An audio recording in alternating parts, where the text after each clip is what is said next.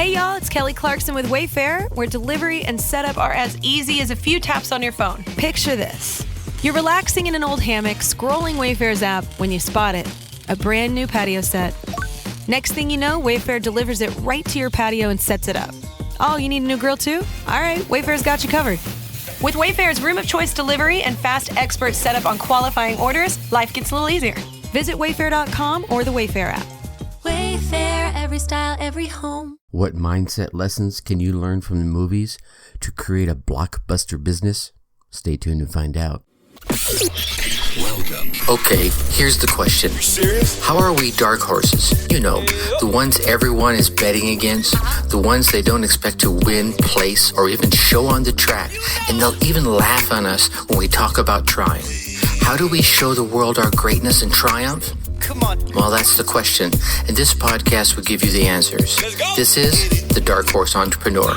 My name is Tracy Brinkman. And push it out. Well, hello, my Dark Horse friends and family. Welcome back to your daily dose of blockbuster mindset shifts learning. I'm your Dark Horse host, Tracy Brinkman, and you, well, that's infinitely more important. You are a driven entrepreneur or one in the making. Either way, you're here because you're ready to start, restart, kickstart, or just start leveling up with some great marketing, personal, or business tips and results in order to build that beautiful business of yours into the empire it absolutely deserves to be. And that's why I'm here hitting you with another daily success episode coming to you straight from the Dark Horse HQ as we dive deep into success with actionable advice, tips, and steps designed to help you level up your game, because as we already know, there are no shortcuts to success except for taking those little steps towards your goal every single day. All right, my Dark Horse friends and family, I'm just gonna let you in a little secret. I love movies. Oh my goodness. For as long as I can remember, action movies, of course, I'm a guy, right? But it doesn't have to be action movies. I love a good love story, a good drama, a good horror flick, military movies, action movies, sci-fi movies. I even love a good documentary. Oh my God. I'm a Trekkie. I'm a Star Wars geek, right? I'm a Mission Impossible dude, espionage, political. I like them all, as long as they're good movies. And I've been to many of those Comic-Cons and cosplay events. And you gotta love those folks, right? I mean, trust me, I'm one of those folks.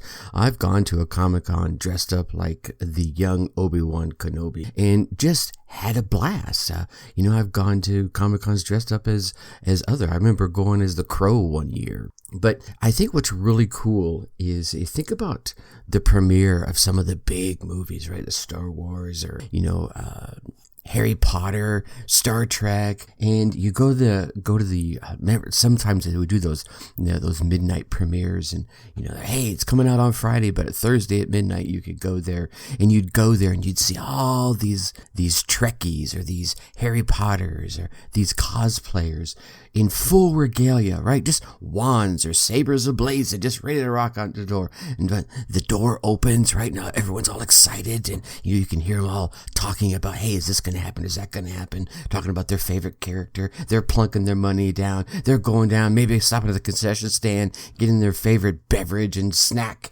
right? And just the energy of that. So how do you take that kind of energy and just imbue it into your business, right? So I think if we could capture some of the magic and energy that comes from these movies, I think you could create some lifelong cosplayers, lifelong Trekkies for your business, right? So I want to share with you like 5 mindset shifts that I have gained from the movies or the movie industry. The first one I'm going to come off with is stay hungry, right? You got to be hungry. Now, you got to be humble while you're hungry, but you still got to be hungry. And I'll go back to my teen years living in Southern California. And one of the things, I was one of those crazy teen boys that was always doing nutso things. I was one of the oldest boys on the block, and it was myself and Jacob. And then Robbie, who was his brother and ended up being my brother from another mother. I called him my brother for the rest of my life and will continue to do so. We just clicked like that. Now, we were all three, us three older boys, we were well into martial arts, and I've been studying for a number of years. And, Jacob and Robbie had dabbled, and we wanted to teach the younger kids martial arts. So we tried creating a kind of class structure, and that got boring to them fast. So I went into the house one weekend and asked my mom if I could borrow her 8mm movie camera. Right? Here we are, Southern California. Let's take on the movies. And I went outside and we went down the street. We had a school down at the end of the street, and it was summertime. Obviously, there's no school going on, and we started choreographing fight scenes. So we were taking the lessons and we were turning them into fun, right? And, so we were teaching them martial arts via another tactic. But all that was to say, I always, I got in, we were teaching them to fall. We were teaching them to do jumps. We were teaching them to do flips. I had a little mini tramp that was used for gymnastics. We would have guys run at each other, hit that mini tramp and do flying kicks. And of course, you got to learn how to, tumble and fall and land right so you don't hurt yourself. And I learned all these things because I wanted to be a stuntman. Here I was, 14, 15 years old, and I already had dreams of being Hooper, right? Now here, I tell you this long-winded story because as I learned later on in life, the average working actor will audition 60 plus times before they land a gig. I think it's like 67, 68 or whatever. Now, and those are the working actors. Now you have those other folks that are just kind of more passive about it. But those working actors who earn a livelihood from acting will audition 60 plus times before they land a role. Now, most entrepreneurs will hear that and say, I get it. I've failed at least 60 plus times. Yeah, but you've got to show up for that next time, right? You've got to get in there and dig in. You got to stay hungry because often success is one more audition away.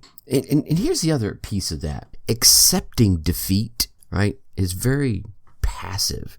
I mean, you can accept defeat from your easy chair, right? You can sit back there with a bag of chips on your lap, watching those amazing movies I was talking about. Yeah, that's very passive, right? Showing up, busting your butt, and giving it your all, yeah, that's active, right?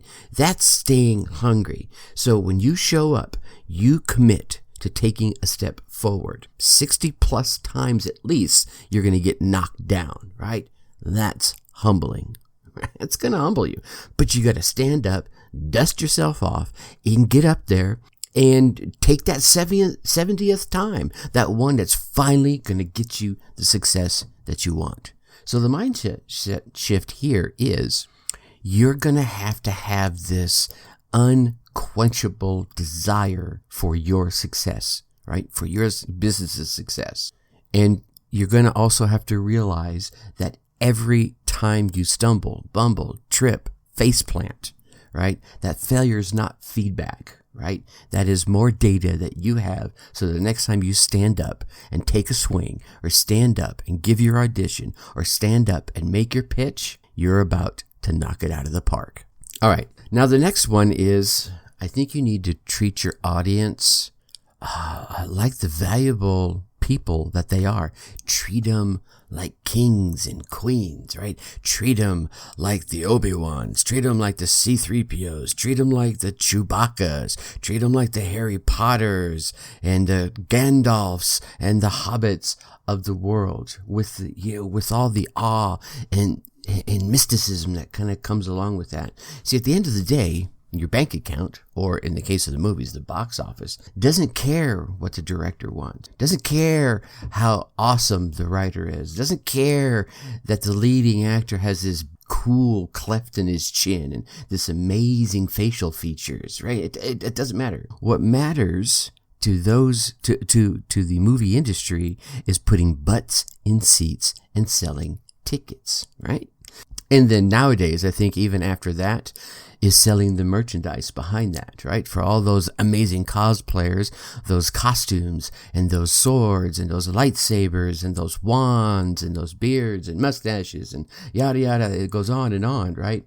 See, in movies and entrepreneurship, the most critical metrics depend on your audience choices. So the sooner you start treating your audience like the Captain Kirks and the Spocks and the kings and queens that they are, and making everything about them, the sooner those metrics of yours will begin to rise. I mean, pause and think about it for a second.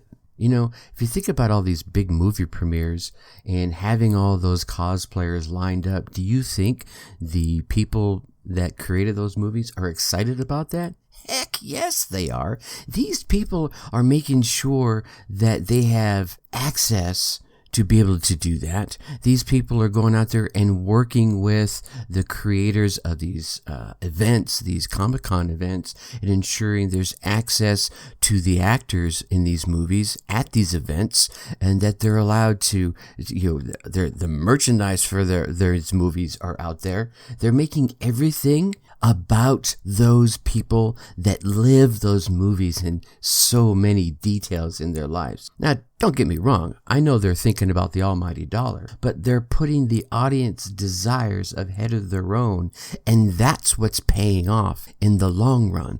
They're probably sitting in a room going, okay, what do these people want, and how do we sell it to them, right? Well, they're going to want costumes. They're going to want details. They're going to want, I don't know, copies of the script. They're going to want to meet the stars, right? All these different things are revenue opportunities, but they're still making sure what they want. Heck, they're probably pulling them into those rooms and asking them, huh? What do you think about that? So the mindset shift here is, don't be out there just pursuing name recognition, right? Get out there and make your audience feel special. The more special you can make them feel, the more you make them feel like Gandalf, like Captain Kirk, like a Klingon, like a Hobbit, the more success you're going to have down the road. All right, number 3, try to build compelling transformations into your products and services, right? You're all here. The service or product you're delivering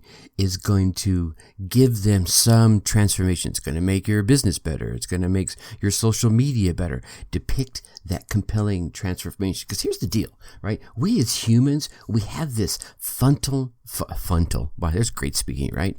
Fundamental desire to transform, to become better, to be all that we can be. So many of us will go our whole life trying to be the best, right? And we love watching it. Well, I love watching those movies about transformation, about redemption, about getting up, getting knocked down, getting back up, overcoming adversity, being an underdog and still winning in the ring. I mean, think about Harry Potter, right? It was chock full of that stuff. Harry and Hermione and that whole crew, they were all like the underdogs. And then we got to watch them grow up in this series of movies. Now, I only read the first book, so I imagine the books were even more detailed as they began to age through their years at Hogwarts. And I guess that's one of the reasons why before and after pictures are so incredibly persuasive, because you can see, it's very obvious, the transformation. There's the before picture, fat,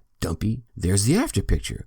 Lean, mean, ready to take on the world machine, right? You know, we've all seen him. I don't need to describe him. It's kind of helps you visualize the very thing that you crave. Maybe you see somebody whose, social media is like, whatever. Then next to that, you see this social media stream that's like, wow, look at all those amazing pictures and those great memes and the videos and blah, blah, blah, right? Well, now you can see that transformation as. And if you think about it, just about every single product or service on the market offers some type of transformation. So does yours. So you just need to call that out. So the mindset shift here is that bad entrepreneurs sell products. There it is. I'm just going to say it like I think it is, right? Great entrepreneurs sell solutions. Amazing entrepreneurs sell transformations and what people will get out of that transformations, right? There's where you can start getting those rabid fans. All right, now the next one is there are fundamentals out there, ladies and gentlemen. There are, and we've discussed them a number of times, and you're going to have to abide by them. You're going to have to trust in the fundamentals. And if you think about all the great movies out there, right, they take you on the hero's journey. And I'll encapsulate this here pretty quickly for you. So in the hero's journey of a movie, there's some call to adventure, right? And then there's some supernatural aid, some assistance that's offered to get them to the threshold, right? And the threshold is where they start to begin their transformation, potentially with the help of some helper and or a mentor, right? And they go through the challenges and the temptations, and finally in the abyss, right, there's this dark and rebirth, the revelation that really starts the transformation. And then they get to atonement, right? And they get the gift of the goddess or whatever it is, the saber or the wand or whatever it happens to be in the movie we're talking about. Then they return full circle. And, from the threshold down, right? From the threshold to the abyss to the atonement, that's all the unknown. Then they return to the known, all new, and the hero, right?